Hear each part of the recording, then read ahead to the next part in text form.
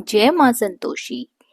Friends, धार्मिक ग्रंथों में शुक्रवार का दिन संतोषी माता की पूजा के लिए बनाया गया है। अत्यंत ही सरल, आसानी से प्रसन्न होने वाली संतोषी माता का व्रत हर तरह से गृहस्थी को धन धान्य, पुत्र, अन्न वस्त्र से परिपूर्ण रखता है और माँ संतोषी अपने भक्तों को हर कष्टों से बचाती है। फ्रेंड्स, आप लोगों ने सुना होगा कि काफी लोग संतोषी माता का व्रत शुक्रवार के दिन करते हैं। शुक्रवार के दिन जो लोग भी व्रत रखते हैं, संतोषी माता का पूजा पाठ करते हैं, उन लोगों को पूजा पाठ के साथ साथ व्रत के पुण्य फलों की प्राप्ति के लिए संतोषी माता की संपूर्ण व्रत कथा जरूर सुननी चाहिए। जो मनुष्य व्रत के दिन कथा नहीं सुनता है, उसका व्रत अधूरा माना जाता है। तो चलिए फ्रेंड्स, आज मैं आपको इस वीडियो के माध्यम से शुक्रवार के दिन की संतोषी माता की व्रत कथा सुनाने जा रही हूँ। कथा को अंत तक जरूर सुने ताकि आपको भी कथा सुनकर संतोषी माता का आशीर्वाद मिल सके, माँ आपको भी आपके कष्टों से मुक्ति दिला सके। एक गांव में एक बुढ़िया रहती थी जिसके 7 बेटे थे। 6 बेटे कमाने वाले थे और एक बेटा निकम्मा था। बुढ़िया माँ 6 पुत्रों का जूठा 7वें पुत्र को दे देती थी। 7वां पुत्र एक दिन अपनी पत्नी से बोला, देखो मेरी माता का मुझ पर कितना प्रेम है। वह बोली, क्यों नहीं, सबका जूठा बचा हुआ जो तुमको खिलाती है। वह बोला, जब तक मैं आंखों से ना देख लूं, मैं नहीं मान सकता। पत्नी ने हंसकर कहा, देख लोगे तब तो मानोगे। कुछ दिन बाद एक बड़ा त्योहार आया। घर में 7 प्रकार के भोजन और चूरमा के लड्डू बने। वह पत्नी की बात को जांचने के लिए सिरदर्द का बहाना बनाकर पतला कपड़ा सिर पर ओढ़कर रसोई में जाकर सो गया और कपड़े में से सब कुछ देखता रहा। 6 भाई भोजन करने आए। उसने देखा माँ ने उनके पर आसन बिछाए, 7 प्रकार की रसोई परोसी और आग्रह कर करके उन्हें भोजन कराती रही। वह देखता रहा। 6 भाई भोजन कर उठ गए। तब माँ ने उनकी 5 थालियों में से लड्डुओं के टुकड़े को उठाया और एक लड्डू बनाया। जूठन साफ करके माँ ने उसे पुकारा, उठ बेटा उठ, तेरे भाइयों ने भोजन कर लिया है, तू भी उठकर भोजन कर ले। उसने कहा, माँ मुझे भोजन नहीं करना है, मैं परदेस जा रहा हूँ। माता ने कहा, कल जाना हो तो आज ही चला जा। वह बोला, हाँ हाँ जा रहा हूँ। यह देखकर वह घर से निकल गया। चलते समय उसे अपनी पत्नी की याद आई। वह गौशाला में कंडे थाप रही थी। वहां जाकर वो बोला, मेरे पास तो कुछ नहीं है, तुम ये अंगूठी रख लो और अपनी कोई निशानी मुझे दे दो। वह बोली, मेरे पास क्या है, ये गोबर भरा हाथ है। यह कहकर पत्नी ने उसकी पीठ पर गोबर के हाथ की थाप मार दी और वो वहां से चल दिया। चलते चलते दूर देश पहुंचा। वहां एक साहूकार की दुकान थी। वहां जाकर बोला, सेठ जी मुझे नौकरी पर रख लो।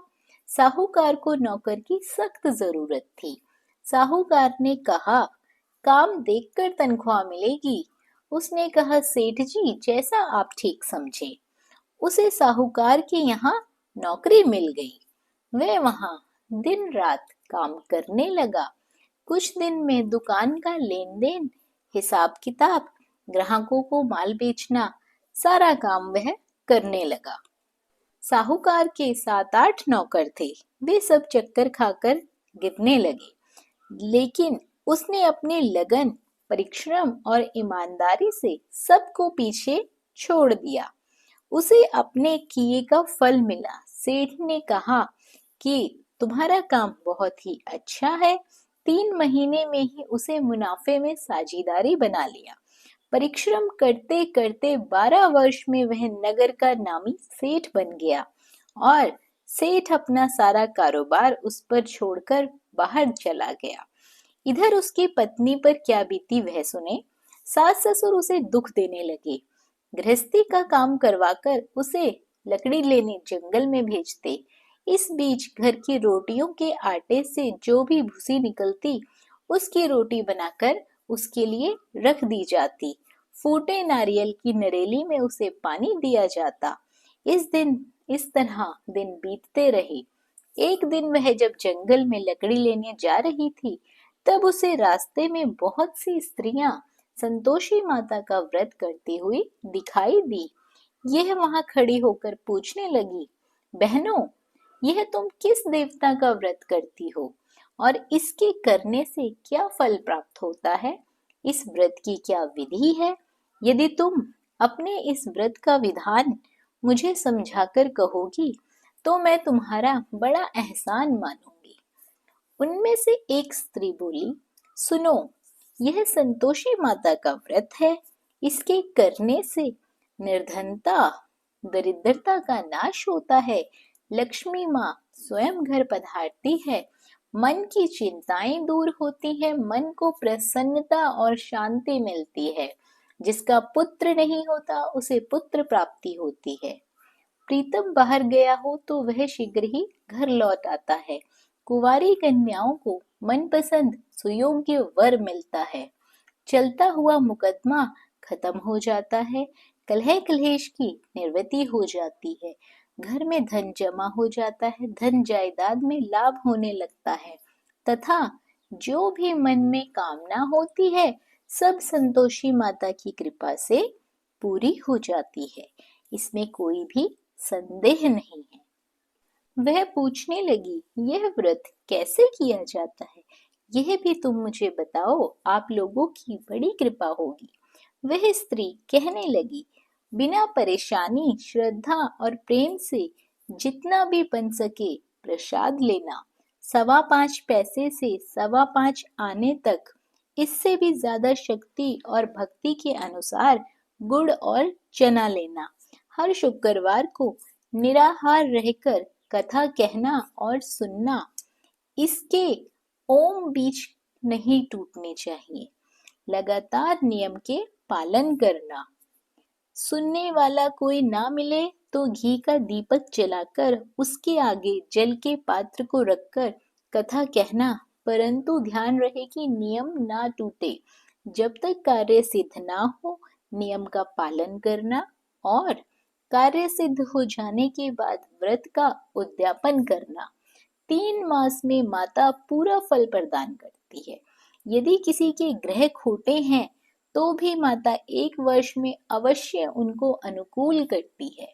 कार्य सिद्ध होने पर ही उद्यापन करना चाहिए। बीच में उद्यापन नहीं करना चाहिए।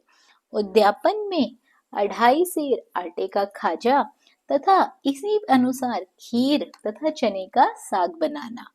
8 बच्चों को भोजन कराना। जहां तक मिले देवर, जेठ, भाई बंधु, कुटुंब के ही लड़के लेना। ना मिले तो रिश्तेदार और पड़ोसियों के लड़कों को बुलाकर उन्हें भोजन करवाना, यथाशक्ति दक्षिणा देना, माता का पूरा नियम करना। सखी ध्यान रखना, इस दिन खटाई बिल्कुल भी मत खाना। यह सुनकर वह वहां से चल दी। रास्ते में लकड़ी के बोझ को बेच दिया और उन पैसों से गुड़ चना लेकर माता के व्रत की तैयारी कर आगे चली। रास्ते में संतोषी माता के मंदिर में जाकर माता के चरणों में लौटने लगी, विनती करने लगी, हे माँ, मैं दीन हूँ, मैं निपट मूर्ख हूँ, व्रत के नियम कुछ नहीं जानती हूँ, मैं बहुत दुखी हूँ। हे माता, मैं तेरी शरण में आई हूँ, मेरे दुख दूर कर। माता को दया आई। एक शुक्रवार बीता कि दूसरे शुक्रवार को उसके पति का पत्र आया और तीसरे शुक्रवार को उसका भेजा हुआ पैसा भी आ पहुंचा। यह देखकर जेठानियां मुंह सिकोड़ने लगी। इतने दिनों बाद इतना पैसा आया, इससे क्या बढ़ाई है? लड़के ताने देने लगे, काकी के पास अब पत्र आने लगे हैं, रुपया आने लगा है। अब तो काकी की खातिरदारी बढ़ेगी, अब तो काकी बुलाने से भी नहीं बोलेगी। बेचारी सरलता से कहती है, भैया पत्र आए रुपया आए तो हम सबके लिए अच्छा है। ऐसा कहकर आंखों में आंसू भरकर संतोषी माता के मंदिर में जाकर बैठती है। मातेश्वरी के चरणों में गिरकर रोने लगती है। माँ, मैंने तुमसे पैसा नहीं मांगा, मुझे पैसे से क्या काम, मुझे तो अपने सुहाग से काम है। मैं तो अपने स्वामी के दर्शन और सेवा मांगती हूँ। तब माता ने प्रसन्न होकर कहा, जा बेटी, तेरा स्वामी जल्द ही आएगा। यह सुन खुशी से बावली होकर वह घर आकर काम करने लगी। संतोषी माँ विचार करने लगी, इस भोली पुत्री से मैंने कह तो दिया है कि तेरा पति शीघ्र आएगा, पर आएगा कहाँ से? वह तो इसे स्वप्न में भी याद नहीं करता। उसे इसकी याद दिलाने तो मुझे ही जाना पड़ेगा। संतोषी माता ने उस बुढ़िया के बेटे को स्वप्न में समझाया, पुत्र, तेरी घरवाली बहुत कष्ट उठा रही है। यह बोला, हाँ माता, यह तो मुझे भी मालूम है, परंतु क्या करूं, वहां कैसे जाऊं? परदेश की बात है, लेन देन का सारा हिसाब किताब है, कोई जाने का रास्ता ही नजर नहीं आता। आप ही कोई रास्ता दिखाएं कि मैं वहां कैसे जाऊं। माँ कहने लगी, सवेरे नहा धोकर संतोषी माता का नाम लेकर घी का दीपक जला दंडवत कर वहां दुकान पर जा बैठने लगा। देखते देखते तेरा लेन देन चुक जाएगा, जमा माल बिक जाएगा, सांझ होते होते धन का ढेर लग जाएगा। वह अगले दिन सुबह जल्दी उठा। उसने मित्र बंधुओं परिचितों से स्वप्न में माता द्वारा कही गई बात बताई। वे सब उसकी बात सुनकर उसकी खिल्ली उड़ाने लगे। वे कहने लगे कि कहीं सपने भी सच होते हैं। एक बूढ़ा व्यक्ति बहुत समझदार था। वह बोला, देखो भाई, मेरी बात मानो, इस तरह साच या झूठ कहने के बदले देवता ने जैसा कहा है वैसा ही करो, तेरा क्या जाता है। बूढ़े की बात मानकर नहा धोकर उसने संतोषी माता को प्रणाम किया, फिर घी का दीपक जलाकर दुकान पर जा बैठा। शाम तक धन का ढेर लग गया। वह हैरान हुआ, मन में संतोषी माता का नाम ले बहुत प्रसन्न हुआ। घर जाने के वास्ते उसने गहना कपड़ा सामान खरीदने लगा। सब काम से निपटने के बाद वह घर के लिए रवाना हुआ। उधर उसकी पत्नी जंगल में लकड़ी लेने गई। लौटते वक्त बहुत थक जाने के कारण संतोषी माता के मंदिर पर विश्राम करने बैठ गई। यह तो उसका रोज रुकने का स्थान था। धूल उड़ती हुई देख उसने माता से पूछा, हे माता, यह धूल कैसी उड़ रही है? माँ ने कहा, हे पुत्री, तेरा पति आ रहा है। अब तू ऐसा कर, लकड़ियों के 3 बोझ बना, एक नदी के किनारे रख, दूसरा मेरे मंदिर पर और तीसरा अपने सिर पर। तेरे पति को लकड़ी का गट्ठा देखकर मोह पैदा होगा। ये वहां रुकेगा, नाश्ता पानी बना खाकर माँ से मिलने जाएगा। तू लकड़ी का बोझ उठाकर जाना और बीच चौक में गड्ढा डालकर 3 आवाजें लगाना। लो सासू जी, लकड़ियों का गट्ठा लो, भूसे की रोटी दो, नारियल के खोपड़े में पानी दो। आज कौन मेहमान आया है? संतोषी माँ की बात सुनकर वह बहुत अच्छा माँ कहकर प्रसन्न मन से लकड़ियों के 3 बोझ बना लाई। एक नदी के तट पर, दूसरा माता के मंदिर पर रखकर इतने में ही मुसाफिर वहां आ पहुंचा। सूखी लकड़ियां देखकर उसको इच्छा हुई कि यहीं अभी विश्राम कर लेता हूँ, भोजन बना खा पी कर ही यहाँ से जाऊंगा। इस प्रकार भोजन कर विश्राम कर वह अपने गांव में आया। उसी समय बहू सिर पर लकड़ी का गट्ठा लेकर आई। उसने गट्ठे को आंगन में डाला और जोर से 3 आवाजें दी, लो सासू जी, लकड़ी का गट्ठा लो, भूसे की रोटी दो, नारियल के खोपड़े में पानी दो। आज कौन मेहमान आया है? यह सुनकर सास ने अपने दिए हुए कष्टों को भुलाने के लिए कहा, बहू, तू ऐसा क्यों कहती है? तेरा मालिक ही तो आया है, बैठ, मीठा भात खा, कपड़े गहने पहन, पत्नी की आवाज सुनकर उसका स्वामी बाहर आया और उसके हाथ में पहली अंगूठी देखकर व्याकुल हो गया। उसने माँ से पूछा, माँ यह कौन है?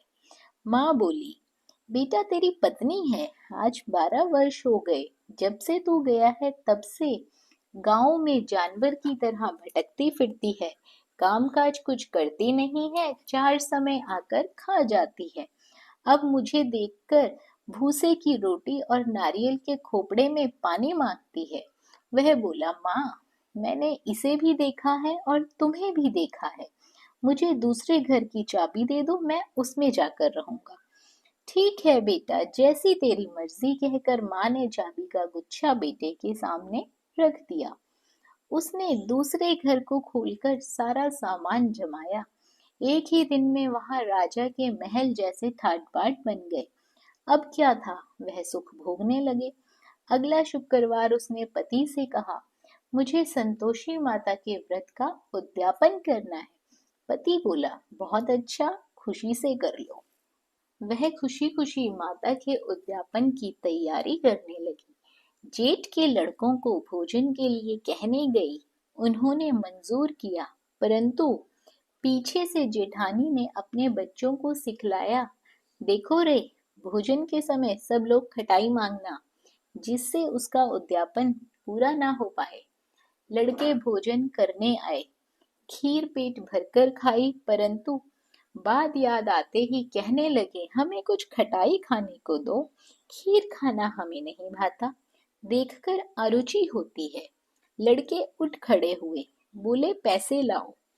भोली बहू कुछ नहीं जानती थी, उन्हें उसने पैसे दे दिए। लड़कों ने बाजार जाकर उन पैसों से इमली खरीदी और खाई। यह देखकर बहू पर माताजी ने बहुत कोप किया। राजा के दूत उसके पति को पकड़कर ले गए। अब सब मालूम ही हो जाएगा जब जेल की रोटी खाएगा। बहू से ये वचन सहन नहीं हुए। वह संतोषी माता के मंदिर में गई और कहने लगी, माता तुमने यह क्या किया? हंस खाकर क्यों रुलाने लगी? माता बोली, पुत्री तूने मेरा व्रत भंग किया है, इतनी जल्दी सब बातें भुला दी। वह बोली, माता भूली तो नहीं हूँ, ना कुछ अपराध किया है, मुझे तो लड़कों ने भूल में डाल दिया, मुझे क्षमा करो माँ। माँ बोली, ऐसी भूल भी कहीं होती है? यह बोली, अब कोई भूल नहीं होगी माता, आप बताओ मेरा पति कैसे आएगा? माँ बोली, पुत्री जा, तेरा पति तुझे रास्ते में आता मिलेगा। वह मंदिर से निकलकर बाहर आई तो रास्ते में उसे अपना पति आ दिखाई दिया। उसने पूछा, कहाँ गए थे? वह बोला, इतना धन जो कमाया है उसका कर राजा ने मांगा था, बस वही भरने गया था। वह प्रसन्न होकर बोली, भला हुआ, अब घर चलो। फिर अगला शुक्रवार आया। वह बोली, मुझे माता का उद्यापन करना है। पति ने कहा, ठीक है करो। वह फिर जेठ के लड़कों से भोजन को कहने गई। जेठानियों ने पहले की तरह ही लड़कों को सिखा दिया कि तुम पहले ही खटाई मांगना।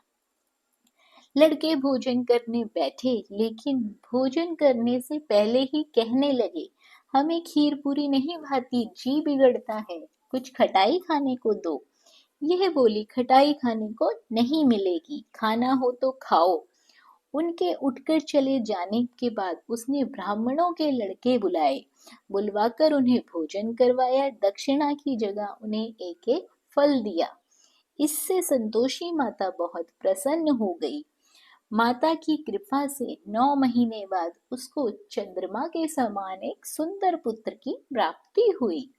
पुत्र को लेकर वह प्रतिदिन संतोषी माता के मंदिर में जाने लगी। यह देखकर माँ ने सोचा कि यह रोज आती है, आज क्यों ना मैं ही इसके घर चलूं, इसका आसरा देखूं तो सही। यह विचार कर माता ने डरावना रूप बनाया। गुड़ और चने से सना मुख, ऊपर से मुंडन के समान ओंठ, उस पर मक्खियां भिन भिना रही थी। दहलीज में पैर रखते ही उसकी सास चिल्लाई, देखो रे, कोई चुड़ैल डाकिनी चली आ रही है लड़कों, इसे भगाओ नहीं तो सब खा जाएगी। बहू रोशनदान से देख रही थी। वह प्रसन्न हो उठी, आज मेरी माता मेरे घर आई है। यह कहकर दूध पीते बच्चे को उसने गोद से उतार दिया। इस पर उसको सास क्रोध में बोली, अरे रांड, इसे देखकर कैसी उतावली हुई है जो बच्चे को पटक दिया।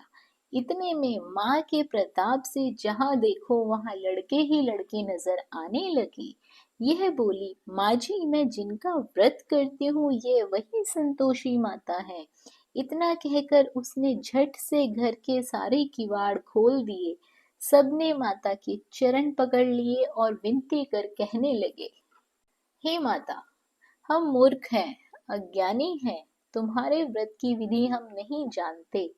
तुम्हारा व्रत भंग करके हमने बहुत बड़ा अपराध किया है।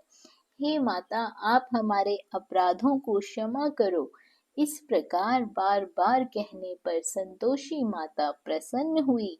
इसके बाद उसकी सास कहने लगी, हे संतोषी माता, आपने बहू को जैसा फल दिया वैसा सबको देना। जो यह कथा सुने या पढ़े उसका मनोरथ पूर्ण हो, उसकी सारी मनोकामनाएं पूरी हो। फ्रेंड्स, जो भी व्यक्ति संतोषी माता का श्रद्धा भाव से, पूरे भक्ति भाव से, अपनी श्रद्धा अनुसार संतोषी माता का विधिवत पूजन करता है, उसे अनंत सुखों की प्राप्ति होती है। माता उसके जीवन में खुशियां ही खुशियां देती है, उसे खुशियों का वरदान देती है। फ्रेंड्स, कथा अच्छी लगी हो, कथा आपको मन को भाई हो, तो वीडियो को लाइक और शेयर ज़रूर करें। और यदि आप हमारे चैनल पर पहली बार आए हैं और इस तरह की व्रत की, पूजा पाठ की विधियां और कथाएं आपको भी अच्छी लगती हैं, तो चैनल को सब्सक्राइब कर लीजिए, साथ ही बेल आइकन के बटन को दबा दीजिए ताकि आपको हमारी आने वाली वीडियोस की नोटिफिकेशन सबसे पहले मिल सके। बने रहिए आपके अपने YouTube चैनल अंकित वास्तु ज्ञान में। धन्यवाद। जय मां संतोषी।